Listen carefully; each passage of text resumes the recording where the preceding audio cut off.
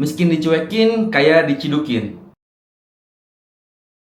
Mas, lu udah pernah baca belum tentang Payment ID? Payment ID? Iya, yang lagi rame-rame nih.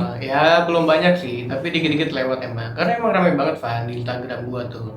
Emang apa sih Bang Payment ID? Nah, Payment ID emang lagi viral-viralnya Mas ya. Ah. Wajar lah, di algoritmanya pasti kenal lah ya. Iya. Nah, Payment ID itu dia kombinasi kode unik antara kode unik dengan NIK untuk melacak transaksi masyarakat. KTP. KTP itu. Wih. Jadi riwayat-riwayat transaksi masyarakat itu bisa ketahuan, kedetek dan kepantau. Kemarin KTP sama NPWP dipadankan. Oh, disatukan ya? Iya, betul. Sekarang sama Payment ID. Oh, udah kombinasi yang mantap lah ya. Semua terdetek lah ya. Nah, tapi ramai juga nih Mas kontroversinya. Jadi ada banyak yang pro, banyak yang kontra juga. Ada beberapa yang pro, ada beberapa yang kontra karena isunya jual beli data dan sebagainya. Nah, menurut lu gimana nih dengan nama-namanya kayak gitu? Ya semoga nggak ada kejadian-kejadian yang negatif ya. Karena pasti itu udah jadi PR-nya BI buat proteksi sekuat mungkin. Ya, betul. Ya kan? Karena kemarin macam-macam sih berita yang udah-udah ya. Kemarin data Kementerian Pertahanan katanya dihack, macam-macam sih. Iya. Nah ini BI harusnya belajar dari yang udah-udah sih. Ya sih benar Mas. Apalagi kalau misalkan dengan kita masyarakat Indonesia menyerahkan datanya kan ke Bank Indonesia atau pemerintah, kita percaya seutuhnya lah ya. Karena kan kita tidak bisa gimana-gimana, kita sepenuhnya percaya pada pemerintah dan Bank Indonesia untuk memprotek data diri kita gitu. Iya. Nah, kalau misalkan menurut lu sendiri dengan skema kayak gini, dengan apa yang lu baca dan informasi yang lu baca, lu gimana Mas? Nah, gue tuh ya mungkin karena masyarakat biasa ya, apakah ini mewakili aspirasi suara-suara masyarakat, gue juga nggak tahu. Cuman, gue ada pemikiran-pemikiran yang agak liar, agak spekulatif nih. Gimana tuh liarnya Mas? Karena peraturan pemerintah itu kan berkembang terus ya. Ya. Kemarin ada isu penghasilan bakal dipantau lah dari marketplace. Oh iya, baru-baru ini ya. Ya, meskipun ada klasifikasinya lah. Terus ada dari sosmed. Itu kan sekarang kan banyak banget ya, content creator, influencer, macam-macam lah ya. Ya. Itu bakal dipantau. Nah, ditambah ketambahan Payment ID nih, makin kelihatan banget pengeluarannya sama pemasukannya, ya nggak sih? Iya, betul. Makin kelihatan banget. Nah, cuman ada satu pemikiran yang sehingga gue tarik benang merahnya nih, Van. Pertama, kita tuh udah terbiasa dari kris. Kita udah biasa banget dari 2000 berapa ya? 2023 mungkin lah ya. Udah lupa deh pokoknya itu. Terus di cocok logi gua kemarin ada isu Indonesia bakal mengirim data pribadi ke Donald Trump, ke Amerika Serikat. Berita-berita itu ya. Iya, nah gue khawatir banget kan.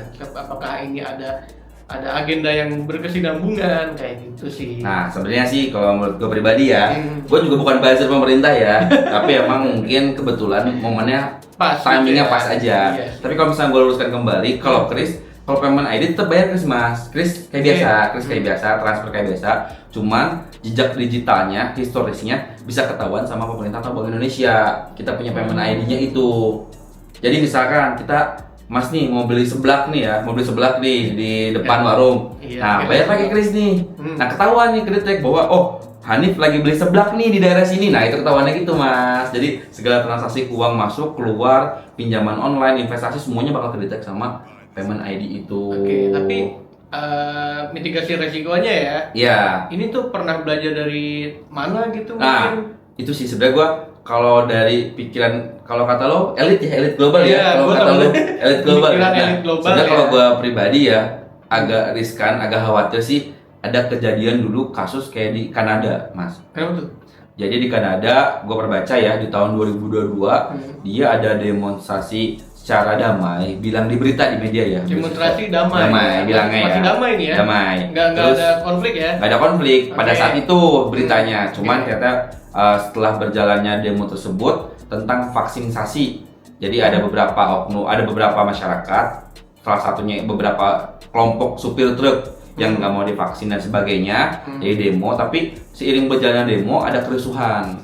Oke. Ada kerusuhan, ada tidak sepakatnya dengan pemerintah lah gitu si masyarakat ini. Oke. Nah, yang paling gua kagetnya pada saat itu baca dan sampai ada informasi Payment ID ini, gua kagetnya si pemerintah itu ngeluarin undang-undang darurat. Ini pemerintah Kanada. Kanada. Oke. Pemerintah Kanada ngeluarin undang-undang darurat di mana pada saat itu seluruh yang ikut demonstran atau unjuk rasa dibekukan blokirnya. Rekeningnya diblokir. jadi alat banget. Jadi sementara, jadi untuk sementara undang-undang itu, jadi kan jadi pemerintah, presidennya ini bilang ke pemerintah, jajaran perbankan dan sebagainya mungkin ya, pelaku kebijakan, pemangku kebijakan. Nah dia bilang bahwa seluruh rekeningnya diblokir yang ikut unjuk rasa. Semua yang ikut unjuk Semua yang unjuk rasa diblokir. Wow. Dan satu lagi mas, bukan yang unjuk rasa aja, Oke. seluruh yang ngasih dana, yang ngasih sponsor, yang ngasih makan, yang ngasih minum, yang ngasih akses Berarti orang-orang- ataupun dukungan terkait unjuk rasa ini diblokir oleh pemerintah. Jadi orang-orang yang ada di belakangnya pun ikut diblokir. Ikut ya? diblokir. Nah maksud gue sih sebenarnya agak khawatirnya juga sih, tapi gue percaya sama Indonesia, apalagi Bank Indonesia sama pemerintah gitu kan, bahwa semoga hal ini tidak akan terjadi lah.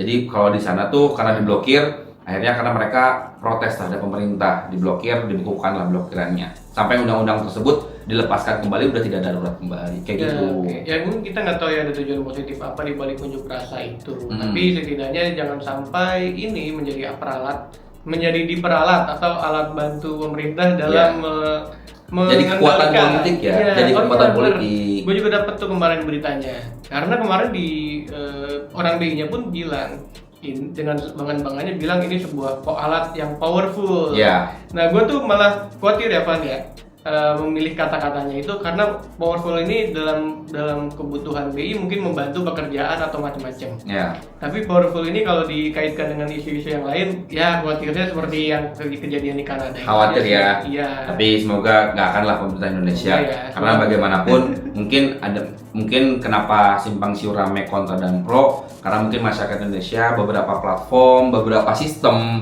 termasuk mungkin kita bergelut di bidang pajak yang DJP, Kortex dan sebagainya, ada gangguan lah, atau mungkin di platform-platform lain yang lagi ramenya, lagi pemilu dan sebagainya, banyak hack dan sebagainya gitu kan. Akhirnya masyarakat mungkin agak lebih aware lagi terhadap data pribadi, apalagi ini terkait transaksi keuangan kan, seluruh keuangan baik itu pinjaman online, kredit, tabungan, seluruhnya bakal kedetek. Dan kita juga regulasinya nggak tahu sih mas. Belum tahu. Ya. Jadi siapa yang bisa ngelihat ini atas izin apa dan seperti apanya siapa gitu? Apakah misalkan tiba-tiba KPK atau misalkan instansi lain minta nih data Hanif boleh minta nggak? Nah prosedurnya seperti apa gitu kan? Kita belum tahu juga gitu kan.